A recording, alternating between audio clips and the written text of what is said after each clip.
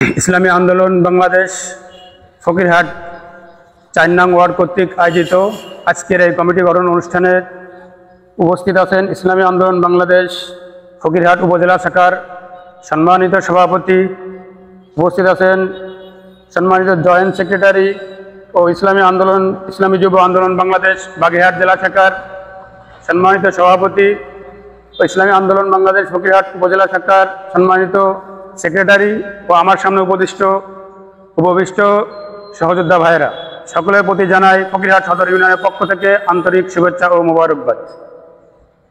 ইসলামী আন্দোলন বাংলাদেশ সম্পর্কে আমরা কম বেশি সবাই চিনি। ইসলামী আন্দোলন বাংলাদেশ কি ও কেন, বিশেষ করে 5ই আগস্টের পর থেকে আমরা কম বেশি ইসলামী আন্দোলন বাংলাদেশকে চিনতে পেরেছি।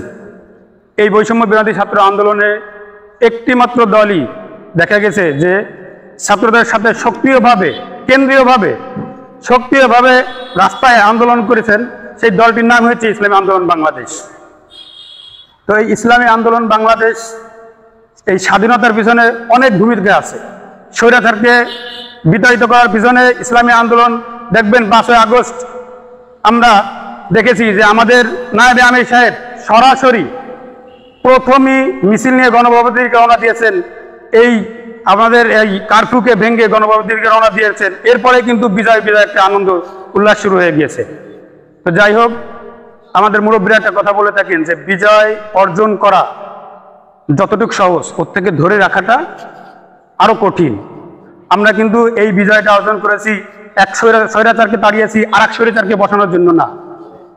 আমরা এক স্বৈরাচারকে তাড়িয়েছি এই দেশ থেকে যত জুলুম, অত্যাচার, নিপীড়ন, যত ধরনের আপনার এই যে দখলবাজি, হামলা মামলা, এগুলো সব দূর করে সুন্দর সুষ্ঠুভাবে এই দেশটাকে পরিচালনা করার জন্যই আমরা এই স্বৈরাচারকে তাড়িয়েছি, ঠিক কিনা?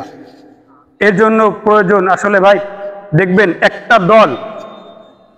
একটি দল বা একটি জাতিকে শক্তিশালী করতে হলে সবচেয়ে বেশি যে কাজটা প্রয়োজন সেটা হচ্ছে রুট লেভেলে, মাঠ পর্যায়ে কর্মী বাহিনী গঠন করা। শুধুমাত্র কেন্দ্র নিয়ে, শুধুমাত্র রাজধানী নিয়ে কিন্তু একটি দল একটি দেশ পরিচালনা করতে পারবে না। এর জন্য আমাদের উচিত, আমাদের এখনো থেকে বেশি বেশি করে কাজ করতে হবে। ইসলামী আন্দোলন সম্পর্কে প্রতিটি ঘরে ঘরে প্রতিটি লোককে বুঝাইতে হবে ইসলামী আন্দোলন জিনিসটা কি, এর উদ্দেশ্য কি। ইসলামী আন্দোলনের উদ্দেশ্য কিন্তু কারোর বাবার আদর্শ বাস্তবায়ন করা না, কারো স্বামীর আদর্শ বাস্তবায়ন করা না। এর একমাত্র উদ্দেশ্য হচ্ছে, ইসলামী আন্দোলনের উদ্দেশ্য হচ্ছে একমাত্র আল্লাহর নবী আদর্শ বাস্তবায়ন করা, ঠিক কিনা ভাইরা?